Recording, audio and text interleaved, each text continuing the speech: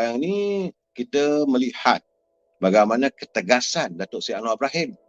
Beliau menyatakan bahawa siasatan penguatkuasaan berkaitan dana politik tidak hanya membabitkan pemimpin parti pembangkang, malahan pemimpin kerajaan turut disiasat. Itu Datuk Seri Anwar Ibrahim menyatakan. Kalau adanya mereka yang terjebak dalam korupsi, pasti tindakan akan diambil. Menurut Perdana Menteri, beliau ada bertanya perkara tersebut kepada pihak penguatkuasa dan pihak berkuasa telah mengesahkan ada siasatan terhadap pemimpin kerajaan. Ada, saudara, bukan tak ada siasatan. Bagaimanapun katanya, sama ada pendakwaan dibuat atau tidak, bergantunglah kepada Jabatan Peguam Negara. Jadi tentang siasatan dan dana politik, katanya beliau terbuka. Tiada masalah. Tapi kena faham undang-undang. Jangan berselindung di sebalik dana politik. Mereka boleh mengaut keuntungan, mengaut wang yang begitu banyak dan melakukan korupsi di sebalik kata-kata derma politik. Itu keadaannya. Sebab itu menurut Saudara Anwar Ibrahim lagi katanya yang dikaitkan dengan pendakwaan sebelum ini adalah pendakwaan yang terkait dengan kontrak yang diberikan. Jadi kalau ada cadangan, ada permasalahan, kekhawatiran bahawa ada unsur rasuah dalam derma kepada keadilan, itu tidak ada masalah, boleh dibangkitkan katanya. Dia tidak ada masalah, cuma soalnya kena faham undang-undang. Beliau berkata demikian bagi menjawab soalan Datuk Siti Zailah Mak Yusof Parti Perikatan Nasional pada sesi soal jawab Perdana Menteri di Dewan Rakyat pagi tadi saya. Dan hari ini, ini saudara bertanya dengan saya. Katanya bahawa Tun Dr. Mahathir telah memberi tempoh 7 hari kepada Datuk Seri Anwar Ibrahim untuk menarik balik kenyataannya. Dalam satu sidang akhbarnya, Mantan Perdana Menteri Dr. Mahathir memberi tempoh 7 hari kepada Datuk Seri Anwar Ibrahim. Katanya kenyataan Datuk Seri Anwar Ibrahim terdapat adanya unsur fitnah.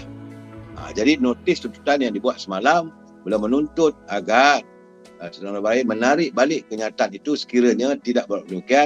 Beliau tidak akan teragak-agak untuk mengambil tindakan selanjutnya. Dah berperang pula dah sekarang ni.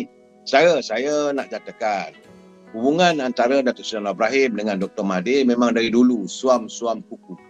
Baik-baik, lepas tu bergaduh balik. Baik-baik, bergaduh balik. Tak tahu apa yang ada dalam fikiran mereka. Kedua-dua mereka tu. Datuk Seri Anwar Ibrahim memanglah untuk dia memaafkan sukar.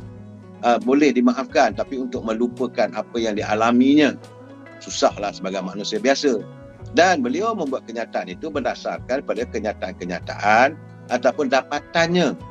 Apabila beliau berada di Kementerian Kewangan, banyak perkara-perkara ketirisan yang dilihat olehnya berlaku. Jadi kalau begitu Dr. Mahathir nak samanlah. Kita pun nak tahu juga apa bendanya, keadaannya. Memanglah mahkamah itulah tempat yang terbaik untuk memutuskan sama ada Datuk Seri Anwar Ibrahim melakukan dakwaan palsu ataupun kenyataan yang benar. Saya melihat ada perkara banyak sekarang. Kerana 18 Mac yang lalu Datuk Seri Anwar Ibrahim telah menyelar sikap sekatanya seorang bekas pemimpin yang dilihat mengeluh dengan nasib orang Melayu dan mendakwa mereka tertindas di bawah pentadbiran Kerajaan Perpaduan. Dia tidak menamakan sesiapa, tapi beliau memberi gambaran dengan angka 22 tahun dan 22 bulan. Tentulah Dr. Mahathir saya.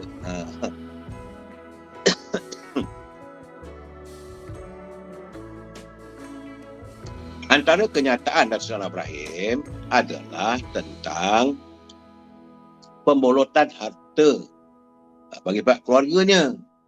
Dr. Mahathir dia kata anak-anak dia tak dapat apa-apa pun. Tetapi siapa boleh menafikan laporan-laporan berbilion-bilion semua anak-anaknya.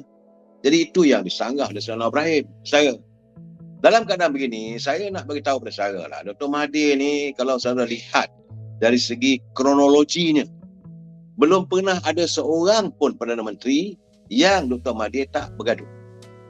Seorang aja, iaitu almarhum Tun Razak.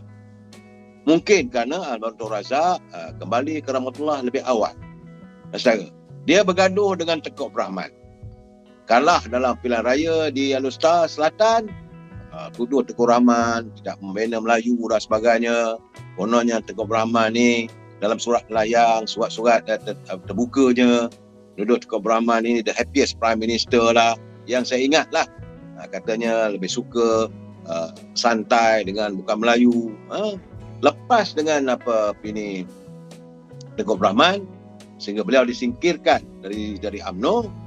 Setelah Tun Razak bawa dia masuk kembali menjadi UMNO dan diangkat sebagai senator serta sebagai menteri pendidikan. Tun Razak kembali ke rahmatullah apabila hadirnya Tun Hussein On yang memangku jawatan Perdana Menteri, seterusnya menjawat jawatan Perdana Menteri ketiga, pun dia bermasalah. Dia telah pun meletakkan Allahyarham dan Datuk Sulaiman Palestin untuk mencabar Tun Hussein On jawatan Perdana Menteri, jawatan Presiden UMNO. Berbalah saudara, bukan tak berbalah. Akhirnya Tun Hussein On berhenti dan dia sebagai Timbalan Perdana Menteri ketika itu, dia jadilah Perdana Menteri selama 22 tahun. Usai dia berhenti daripada Perdana Menteri selama 20 tahun, naik balah. Untuk setahun 2 tahun tu ada lega sikit. Tapi lepas itu berbalah macam-macam dengan Tun Abdullah Badawi, sehingga kan dia mengambil keputusan keluar daripada UMNO. Ketika Tengku Abdul Rahman, Hussein On, Pak Lah dia bergaduh. Selepas Pak Lah meletak jawatan, kerana setelah bergaduh sangat, teruk sangat bergaduh dengan Tun Mahathir, kemudian Pak Lah pula mengambil keputusan meletak jawatan, naik Datuk Seri Najib. Mula-mula tu okey. Dia pergi ke rumah Datuk Seri Najib, makan malam, nampak baik. Tapi tak lama. Itu saya katakan bahawa kusangkakan panas hingga ke petang, rupanya hujan di tengah hari. Akhirnya berbalah balik. Teruklah, lunyai Datuk Najib dikerjakannya. Sehingga kan saudara Mukhlis Lis bantahan cagalkan KWSP. Itu saya tak dapat penyertaannya saudara. Dan bila Datuk Seri Najib jadi Perdana Menteri, dikerjakannya cukup-cukup, akhirnya tumbang kerajaan Barisan Nasional. Bila tumbang kerajaan Barisan Nasional, kita ingatkan dia lantik Anwar Ibrahim sebagai Perdana Menteri ataupun Datuk Seri Dr. Wan Azizah. Tidak, rupanya dia sendiri jadi Perdana Menteri.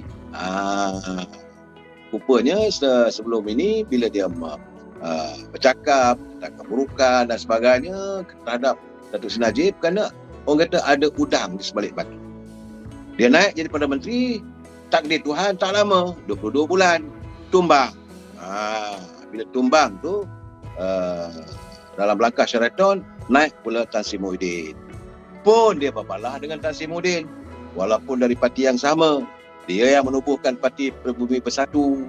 Kemudian dia ambil tindakan keluar, gaduh dengan Tan Sri Muhyiddin. Kerana Tan Sri Muhyiddin jadi Perdana Menteri. Usai Tan Sri Muhyiddin Perdana Menteri yang tak lama, 17 bulan, naik Datuk Seri Ismail Sabri jadi Perdana Menteri. Pun berbalah juga.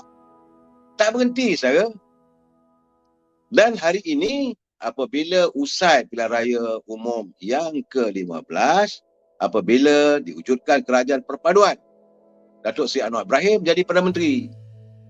Ingatkan dia dah berbaik sebab dia mencadangkan supaya diberi pengampunan waktu dia jadi Perdana Menteri, Kak Wan jadi timbalannya, saudara. Dan Datuk Seri Anwar Ibrahim sepanjang dia jadi Perdana Menteri tak ada kacau pun. Lebih diam diri aja, kerana kebetulan Kak Wan jadi timbalan. Kalau dia nak bagi pandangan melalui Kak Wan, tak adalah dia buat yang terbuka.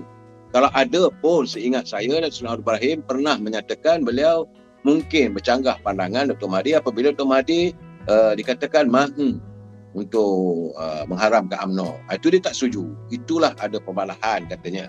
Dan hari ini bila Datuk Seri Anwar Ibrahim jadi Perdana Menteri, Datuk Seri Anwar Ibrahim pula jadi sasarannya. Tak berhenti bergaduh saudara. Kita tak tahulah sampai bila lah dia nak berhenti bergaduh. Bulan puasa, dah hujung-hujung usia gini, masih lagi. Jadi semua orang tak betul pada dia. Tengku Abdul Rahman tak betul. Tun Razak tu usia tak panjang. Tun Hussein On tak betul. Kemudian Pak Lah tak betul. Tan Sri Muhyiddin tak betul. Ismail Sabri tak betul. Datuk Seri Anwar Ibrahim tak betul. Jadi dia seorang je lah betul lah. Isu. Saudara Mak Sepana, moga ada sinar. Saudara Muhammad Azmi Ali, sharing. Jangan lupa saudara, jangan lupa share, like dan subscribe. Itu pesan dari saudara Muhammad Ali. Ya, saudara Osama. Salam ceria untuk semua. Ya, saudara, saya nak cerita sikit bila timbalan speaker dia naik angin. Bila dia marah sangat-sangat. bila dia suruh duduk, ahli-ahli parlimen masih lagi masih lagi engkar arahannya, sebab dia kata saya rasa peraturan 35 itu bukan main-main. Dalam dewan ni semuanya dah dewasa, dan katanya saya duduk di sini bukan kayu. Marah betul. Jadi retinya Timbalan Speaker sudah pun kurang senang dengan sikap ahli-ahli parlimen yang saya rasakan tidak membicarakan soal rakyat. Apa yang membangkitkan soal yang bukan-bukan saya. Malahan saling sindir menyindir. Sebab katanya bahawa beliau berterserap apabila ahli parlimen saudara Misbahul Munir daripada Muntah tidak mengendahkan arahannya, suruh duduk tak nak duduk, masih lagi berterusan nak mengusik Menteri Pendidikan iaitu Puan Fadlina Siddiq, kerana kemarin Timbalan Menterinya tak menjawab soalan, tak menyediakan soalan, jadi mahu diulang-ulangkan jadi perkara tersebut. Jadi kata Timbalan Speaker, sudahlah, teruskanlah. Jadi sama ada usikan itu berbau sindiran, terpulaklah. Bagaimanapun saya melihat, saya kecewa saudara, bahawa dalam keadaan-keadaan begini kita rasakan ketua pembangkang pun tak hadir. Ini laporan saya terima, apakah mungkin bahawa pemimpin pembangkang merasakan tidak perlu mereka hadir ataupun takut hadir hari ini. Ketua pembangkang tak ada, ketua Perikatan Nasional tak ada, Presiden PAS pun tak ada.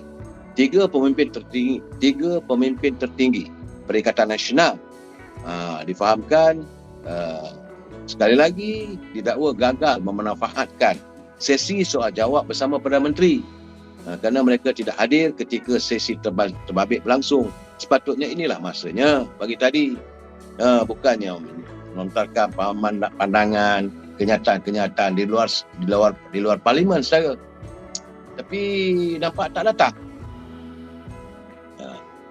Bagaimana Ketua Menteri Komunikasi dan Digital Saudara Fahmi Fazil dalam siupan Twitternya, dia kata selepas memuat naik gambar memaparkan tempat duduk yang kosong, Ketua Pembangkang Datuk Seri Hamzah Zainuddin, Ahli Parlimen Paguh Tan Sri Mahyudin Yassin dan Tan Sri Abdul Hadi Awang tempatnya kosong, tak datang. Jadi itulah keadaan.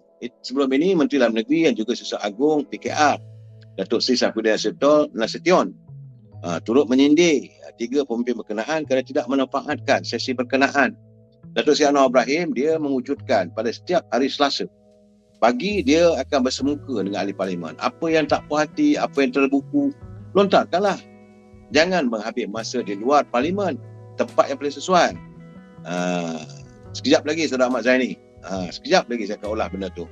Saudara, jadi sikap Presiden Bersatu dan PAS itu serta Susah Agung Bersatu menggambarkan mereka ni cuma berlagak menjadi hero di luar parlimen. Saudara Sarifuddin Lebayudin dia kata Timbalan Speaker tu memang tegas, lagi garang sebab beliau adalah bekas pegawai kanan Polis Diraja Malaysia. Benar saudara, beliau pun tahu undang-undang. Tak boleh. Sebab itu dia kata jangan ingat saya tunggu kayu tadi. Dia marah tadi saya. Dan saya kecewa lah apabila saat-saat Datuk Seri Anwar Ibrahim datang ke parlimen untuk menjawab, mereka tak datang. Dan bila Datuk Seri Anwar Ibrahim tak ada, mereka ada di parlimen bercakap yang bukan-bukan. Itu keadaannya saudara. Segala kita kena ingat saudara, tempat berdebat yang paling tepat sekali adalah di parlimen. Tapi mereka tidak menganggap, mereka tidak sanggup berdebat dan bertarung sebagai anak jantan, kata Saudara Saifuddin Nasution. Dan belum pernah dalam sejarah Perdana Menteri berdebat dengan wakil rakyat pada setiap hari Selasa selama 30 minit.